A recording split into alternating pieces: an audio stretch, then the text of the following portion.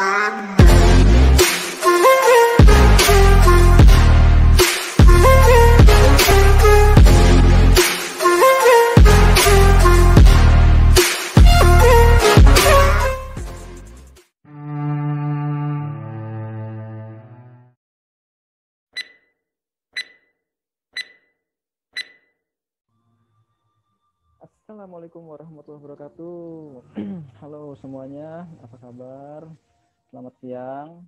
Oke, kali ini bertemu lagi dengan saya. Kita bahas untuk kelas jurnalistik. Dan siang ini khusus pembahasan kita pada ruang lingkup manajemen industri media. Nah, di sini nanti akan kita bahas beberapa hal yang berhubungan dengan industri media, dengan perusahaan pers, baik itu jurnalisnya, bagaimana hubungannya dengan aspek bisnis, kemudian juga tentu saja hubungan dengan jejaring-jejaring, ya iklan, ADV, pemerintah, politik, dan lain-lain.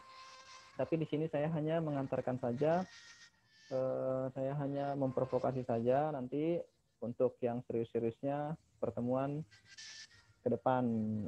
Ini nanti saya akan share screen materinya, kita buka. Nah ini ruang lingkup manajemen industri media, ya hanya pengantar. Yang kita bahas untuk pertama kali adalah tentang jurnalistik, ya jurnalis. Jurnalistik itu sederhananya kegiatan mencari, mengumpulkan, ya mengolah informasi, kemudian kita menyebarluaskannya, ya kita mempublikasikannya kepada halayak, kepada publik. Nah, jadi tugas seorang jurnalis, ya itu tadi kita datang, kemudian kita cari, kita catat, kita tulis apa yang dibutuhkan, kita tanya sana sini, foto-foto, ambil gambar, kemudian kita kumpulkan semua materinya, kita olah, ada proses editing tentu saja, ya disunting sedemikian rupa sehingga tulisan jurnalis, karya jurnalistik kita itu layak terbit, ya setelah itu baru kita terbitkan. Semua orang bisa jadi jurnalis, ya. Semua orang bisa menjadi jurnalis, ya asalkan dia punya keinginan dan punya kemampuan dasar untuk menjadi seorang jurnalis. Ya. Yang pertama, ketika kita memutuskan untuk menjadi seorang jurnalis, tentu saja ada beberapa hal yang perlu kita perhatikan, ya perlu kita siapkan. Ada paradigma awal, ya. Yang pertama, curiosity, tingkatkan curiosity Anda, ya keingintahuan. Sama kayak belajar filsafat nih. Ya punya rasa ingin tahu yang lebih dan kritis terhadap sesuatu. Nah, kalau kalian punya hobi ingin tahu sesuatu hal, ingin tahu apapun itu fenomena, ingin tahu kejadian-kejadian yang ada di sekitar kita, ya ingin tahu apa yang sedang dibicarakan orang lain, misalkan bukan kepo tapi ya, ya segala hal lah. Dan kalau misalnya kalian punya hobi berkenalan dengan orang baru, ya punya hobi ketemu banyak orang yang sebelumnya belum kita kenal, nah itu baik. Maka teruslah asah rasa ingin tahu itu, ya teruslah asah rasa kritis Anda itu. Tapi ini juga harus diakomodir, rasa keingintahuan kita harus kita tingkatkan, tapi tetap harus diakomodir dalam arti kita harus kritis. Maksudnya kalau ada informasi-informasi atau ada fenomena tertentu, peristiwa tertentu di sekitar kita, ya kita jangan langsung percaya. Nah, salah satu prinsip dasar seorang jurnalis yaitu ketika ada peristiwa kita tidak langsung percaya, kita harus cross check dulu, klarifikasi dulu apakah itu benar atau tidak, ya semua ya kejadian-kejadian yang kita lihat, yang kita dengar harus kita cross check dulu. Nah, setelah itu yang kedua paradigmanya adalah lakukan apa yang kita suka. Nah, kalau misalnya udah hobi kan berarti kita dengan senang hati melaksanakan itu, ya melakukan kegiatan itu. Ya lakukanlah ya sedemikian rupa, lakukanlah dengan senang hati. Karena kalau misalnya kita bergerak atau bertindak ya sesuai dengan kesenangan hati kan nanti kesananya malah akan lebih mudah, ya lebih nyaman tentu saja. Nah yang ketiga, mantapkanlah skill Anda. Awalnya kita udah punya nih kemampuan dasar seorang jurnalis. Nah dari situ teruslah tingkatkan ya skillnya. Bagaimana cara membuat berita yang baik dan benar, bagaimana cara kita menghindari berita hoax gitu ya. Bagaimana caranya kita berkenalan, kemudian bertemu orang banyak, bagaimana caranya teknik wawancara dan reportase dan lain-lain. Ya bisa dari mana-mana ini. Bisa dari kita baca buku, bisa lihat browsing di internet, atau lihat di YouTube. Banyak sekali konten-konten tentang jurnalis, bisa Anda kulik di situ, atau ngobrol langsung dengan kawan-kawan jurnalis yang sebenarnya. Biasanya kalau berbagi pengalaman ini bisa lebih real ya, bisa lebih mudah. Kemudian yang keempat adalah perluas jaringan. Nah, memperluas jaringan ini adalah kunci atau kekayaan terbesar seorang jurnalis.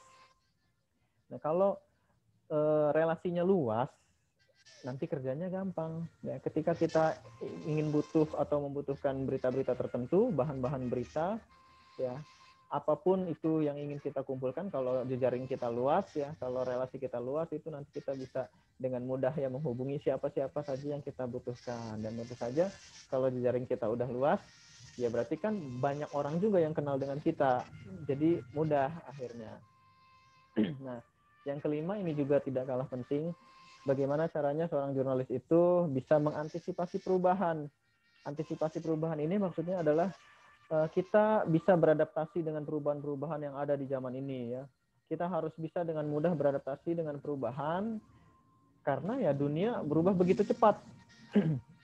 Ya, apalagi dengan keinginan dengan kemajuan teknologi informasi ya memungkinkan perubahan itu terjadi di mana-mana begitu masif, begitu cepat. Ya, setiap detik di segala penjuru dunia itu ada informasi yang masuk dan ada perubahan yang terjadi. Nah, karena itu, ya bagaimana caranya kita bisa mengkonsumsi media ini untuk mendapatkan informasi zaman sekarang. Ya, mendapatkan informasi zaman sekarang itu kan sangat berbeda ya. Kalau dulu kan satu arah, kalau sekarang bisa dua arah. Udah sangat cepat, sangat masif, dan terjadi setiap detik itu bahkan ya. Ya tidak hanya media sebenarnya. Zaman sekarang semua orang bisa menjadi sumber informasi ya, bisa menjadi corong meluasnya satu informasi kepada halayak, kepada publik. Jadi jangan kalah, seorang jurnalis jangan kalah dengan citizen journalism ya, itu kan biasanya jurnalisme warga. Nah, karena setiap orang bisa menginformasikan sesuatu, setiap orang bisa berbagi peristiwa, berbagi fenomena, berbagi cerita-cerita ya dengan mudah sekarang. Dan kita ya tentu saja harus bisa mengikuti perubahan itu, mau tidak mau harus bisa beradaptasi. Bagaimana caranya agar kita tetap bisa relevan ke semua orang, ya, ke semua audiens kita. Ya tidak hanya handal di satu sisi saja. Misalnya kita paham di satu teknologi tertentu, ya jangan sampai di situ karena teknologi setiap detiknya juga pasti mengalami perubahan ya, dinamis. Karena itu bisa saja berubah dengan begitu cepat dan kita harus bisa dan mau beradaptasi dengan hal itu. Intinya adalah antisipasi perubahan. Nah, yang terakhir ini hanya beberapa aja, sebenarnya banyak juga sih yang perlu kita kulik. Tapi faktor terakhir gimana caranya kita memulai menjadi jurnalis adalah banyak baca. Ya, dengan banyak membaca berarti kan banyak pengetahuan yang kita terima. Ya. Jurnalis itu katanya ada yang bilang dia itu harus banyak tahu hal, mengetahui banyak hal walaupun sedikit-sedikit. Nah, kehebatan jurnalis itu dia bisa ngobrol sama siapapun, ngobrolin hukum dia nyambung, ngobrolin politik dia nyambung, ya ngobrolin pariwisata, yang ngobrolin ya apapun itu nyambung karena harusnya ditanamkan dalam diri kita ketika kita ingin memulai menjadi jurnalis adalah kita harus punya bekal pengetahuan yang cukup ya, makanya banyak baca, mau dari internet mau dari buku itu nggak apa-apa. Nah karena ketika kita jadi jurnalis, nah nanti kan suka ada liputan yang tiba-tiba nih ya, tidak hanya undangan-undangan, tapi kejadian-kejadian peristiwa-peristiwa yang secara langsung tiba-tiba, dan kita juga harus mau tidak mau harus bisa mengeksplor bagaimana ceritanya peristiwa itu kan. Berarti kan kita harus tahu. Misalnya ada kejadian bencana alam ya, waktu itu beberapa waktu yang lalu ada tsunami di Tanjung Lesung misalkan. Nah kalau kita nggak punya informasi yang cukup, tentang apa itu tsunami kan nanti tulisannya tidak begitu menarik gitu ya. Atau ketika kita sedang rekreasi ke tempat destinasi wisata tertentu gitu misalnya. Ini kalau kita tahu sedikit ilmunya tentang destinasi wisata, tentang pariwisata, tentang tempat rekreasi dan lain-lain, itu kan nanti tulisannya juga akan mengalir dengan baik. Ya. Nah, jadi jurnalis itu harus selalu mau belajar ya, banyak tanya, ya banyak sharing, ya diskusi, karena ini nanti akan jadi bekal pengetahuan kita ke depan. Itu ya, kurang lebih ini caranya kita memulai untuk menjadi jurnalis. Nah, zaman sekarang itu kan adalah zaman digital ya, serba digital, bahkan udah robotik ya. Era digital mempengaruhi praktik jurnalisme dalam berbagai hal. Tingginya jumlah situs berita secara tidak langsung itu juga memperingatkan kita untuk siap menghadapi arus informasi ya. Untuk siap kritis dalam mengkonsumsinya gitu. Jadi terjadi kemajuan teknologi informasi secara global ini juga memungkinkan banyaknya perubahan yang terjadi di dalam berbagai aspek kehidupan kita, termasuk media ya. Era digital telah membawa eksistensi jurnalistik di Indonesia menjadi situasi yang paradoksal. Ya, di satu sisi dia harus mempertahankan idealisme, di sisi lain dia harus ikut serta dalam perubahan-perubahan tertentu.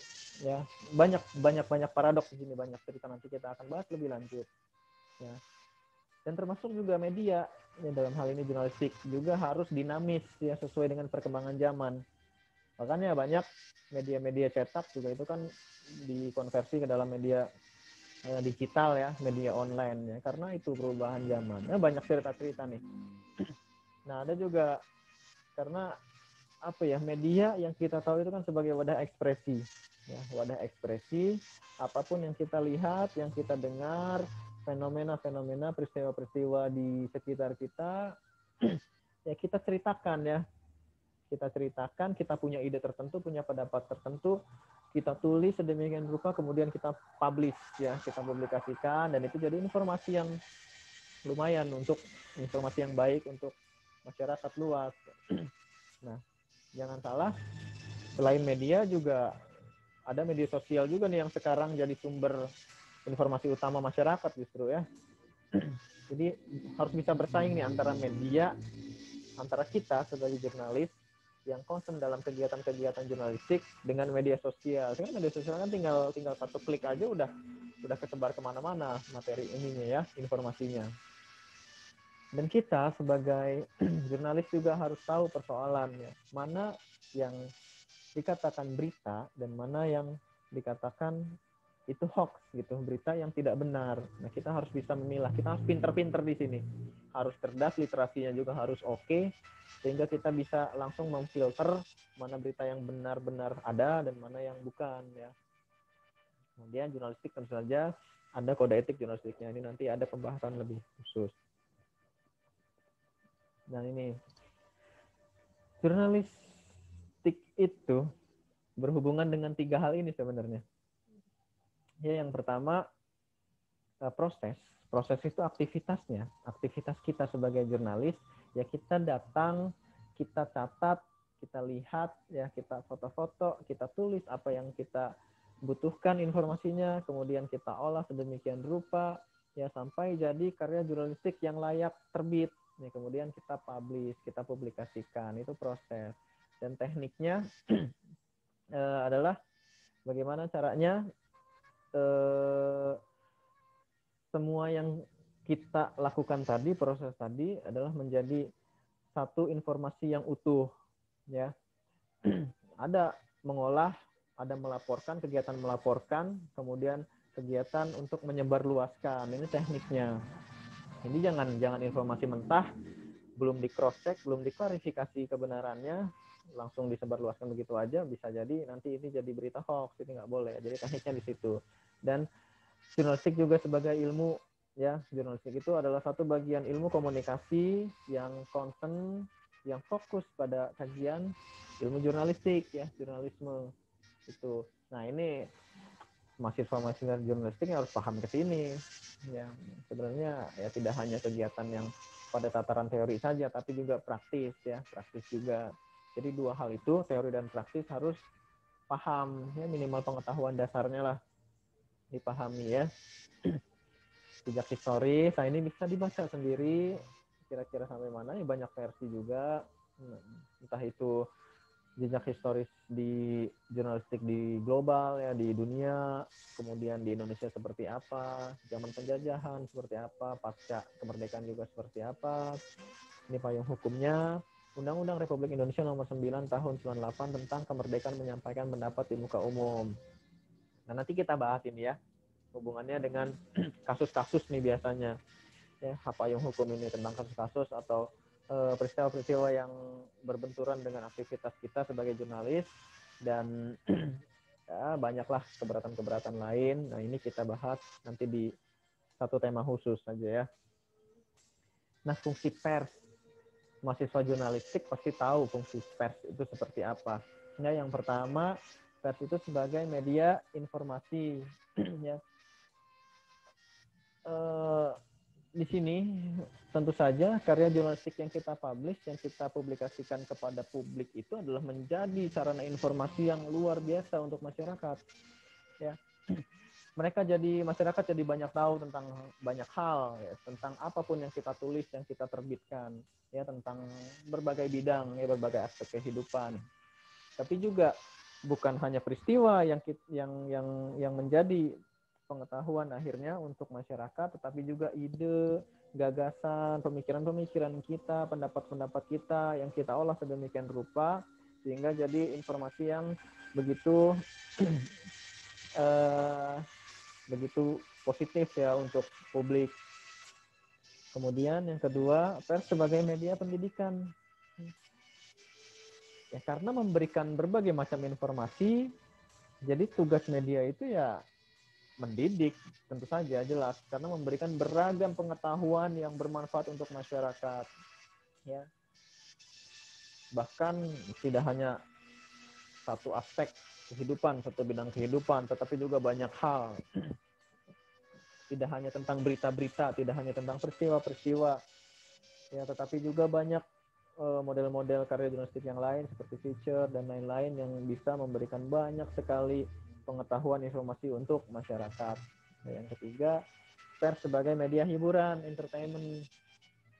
Nah, karya kita yang kita publish itu, nah itu kan bisa dibaca oleh banyak orang, oleh khalayak, yang ternyata itu juga menghibur untuk mereka, ya, bisa melemaskan apa ya, kepenatan otak-otak mereka gitu yang selama ini yang penat dengan aktivitas sehari-hari.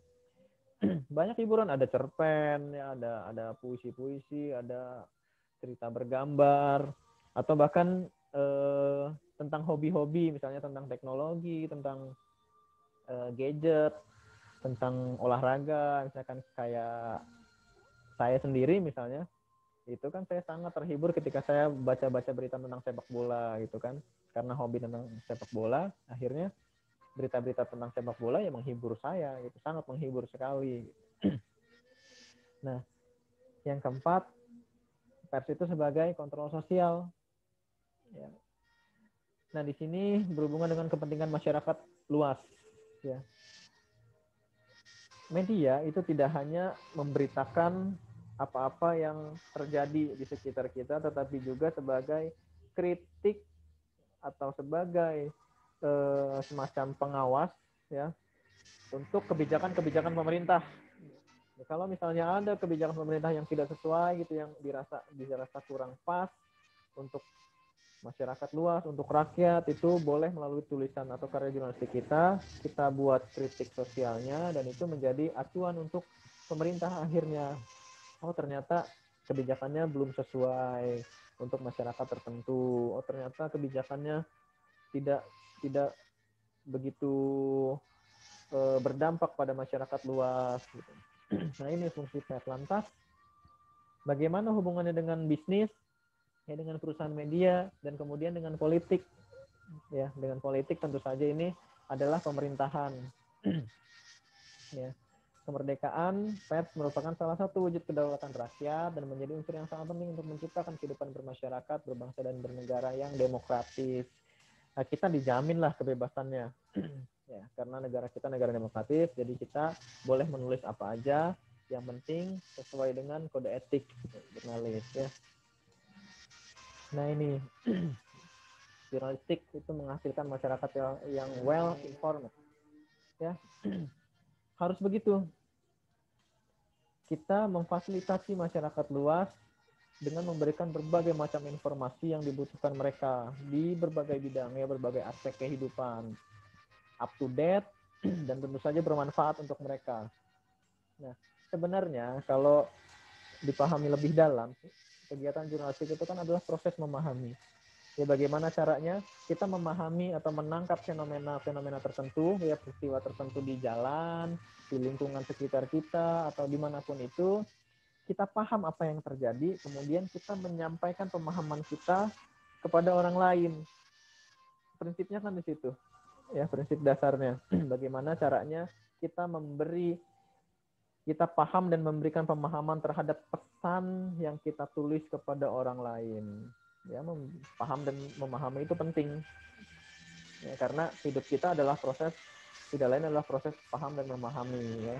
Hidup kita tidak lain adalah memberikan pemahaman kepada orang lain dan paham terhadap apa yang kita pikirkan, apa yang kita lihat, dan apa yang kita dengar. Nah, jurnalistik juga sebagai sarana menyiapkan masyarakat untuk melek media. Informasi tadi adalah pengaruhnya, karena banyak informasi yang kita berikan, akhirnya masyarakat jadi banyak tahu. Ya. Menyiapkan masyarakat digital, Indonesia tidak hanya membangun perangkat hardware digitalnya, tetapi lebih pentingnya adalah softwarenya, yakni sumber daya manusia, pembangunan manusianya. Jadi yang kita cerdaskan ini adalah manusianya. Kita punya andil ke situ loh. Jadi jurnalis itu lumayan ya hampir sama lah. Bolehlah kita bilang ustadz, ya kita bilang penceramah atau yang sejenisnya, karena kita memberikan banyak informasi yang mencerdaskan kehidupan bangsa. Itu ya. Dan bagaimana hubungannya dengan kepentingan ekonomi dan politik? Nah, dasar ekonomi politik dalam perusahaan media, gampangnya begini, jurnalis itu tidak bisa berdiri sendiri. Ya, seorang wartawan, jurnalis tidak bisa berdiri sendiri, pasti berhubungan dengan berbagai elemen di dalamnya. Ya, jurnalisnya, kemudian perusahaan medianya, kemudian ada aspek bisnisnya, aspek politiknya, kemudian hubungannya dengan jejaring, ya, dengan relasi dan pemerintahan. Ya, tentu saja ketika masuk dalam perusahaan media, yang dipikirkan pertama adalah juga harus ada feedback-nya, ya. Aspek modal dan politiknya harus dipikirkan juga. Ya, ada proses interplay di sini. Karena perusahaan media itu kan gampangnya begini, di situ ada proses produksi berita, kemudian mendistribusikannya, dan ada juga konsumsi media. Nah, bagaimana caranya mendistribusikan media? Bagaimana caranya perusahaan media itu bertahan kalau tidak dipikirkan juga aspek bisnisnya gitu? Nah, di sini nanti ya kita kupas lebih lanjut. Jadi gampangnya adalah, sederhananya begini, hubungan ekonomi politik media atau perusahaan media itu ya berhubungan dengan kekuasaan, ya, dengan politik sebagai penyedia modal, ya, sebagai salah satu sumber, dan kemudian juga sumber ekonomi yang ada terhadap eksistensi media. Gimana caranya perusahaan media bisa bertahan? Yaitu dengan yang hubungannya ini, ya, dipikirkan juga aspek ekonominya, kemudian jejaringnya, siapa yang bisa memberikan sumber-sumber dana agar eksistensi medianya bisa bertahan lebih lanjut. Nah, persoalannya adalah di dalam media massa itu tentu saja ada institusi bisnis, ya, dipikirkan yang tadi yang saya bahas dengan institusi sosial. Nah, sosial ini masyarakat hubungannya. Nah, nanti pembahasannya akan lebih seru ketika dibenturkan lagi pada pembahasan idealisme wartawan, ya, dengan kepentingan bisnis. Wah, itu lebih seru. Nanti kita bikin satu tema khusus. Nah, ini kan antara institusi bisnis dengan institusi sosial ini ada semacam ruang politik yang mempengaruhinya gitu. Bisnis itu kan berhubungan dengan perusahaan korporasi, ya. ke dalam, harus bisa menghidupi dirinya sendiri, harus bisa mensejahterakan wartawannya, dan lain-lain. Kemudian ada aspek sosial yang berhubungan dengan masyarakat di luar sana gitu. Dan aspek politik ini dikatakan sebagai benang merahnya ya, yang menghubungkan antara media, antara perusahaan media, masyarakat dan negara. Nah, jadi eksistensi media akan lebih mapan ketika sudah bisa mengakomodir ya bagaimana sasaran pribadinya, bagaimana menjaga relasi-relasi politik dan sosialnya sehingga dia bisa dengan kuat, dengan mapan bereksistensi ya dalam lingkup jurnalistik, dalam kegiatan-kegiatan jurnalistik. Ya media itu komersial tentu saja. Karena komersial, jadi prinsipnya adalah apa yang bisa laku paling banyak atau apa yang tingkat penjualannya paling tinggi. Nah nanti ketemu nih, di sini nanti akan ketemu kok yang cepat berkembang atau cepat beredar itu informasi-informasi yang bombastis gitu kan, yang luar biasa, yang menarik, sehingga informasi yang lain tidak begitu terlihat ya, sehingga muncul banyak persoalan. Nah ini nggak berimbang nih, masa ini aja yang dipublikasikan gitu kan. Ya tetap nanti kita nemu persoalan itu lebih jauh. Bagaimana yang murah itu seperti apa gitu, yang mudah itu seperti apa, yang tanpa hambatan itu bagaimana gitu. Nah, hubungan antara struktur ekonomi politik, dinamika industri media, dan ideologi media itu sendiri. Ini nih, ya nanti kita kupas lebih lanjut. Nah, di sini pengantar saja, kurang lebih adalah hubungan alur pembicaraan kita tentang manajemen industri media, itu sampai situ. Bagaimana caranya kita jadi jurnalis, kemudian bagaimana caranya hubungan kita dengan perusahaan media, ya hubungan idealisme kita dengan perusahaan media yang kita masukin, tempat kita bernaung gitu, dengan organisasi medianya, dengan organisasi persnya, kemudian dengan pemerintah dan masyarakat seperti apa. Nah, untuk sekarang ini dulu ya. Cukup. Nanti tema-tema selanjutnya kita bahas lebih lanjut. Terima kasih, saya pamit. Assalamualaikum warahmatullahi wabarakatuh.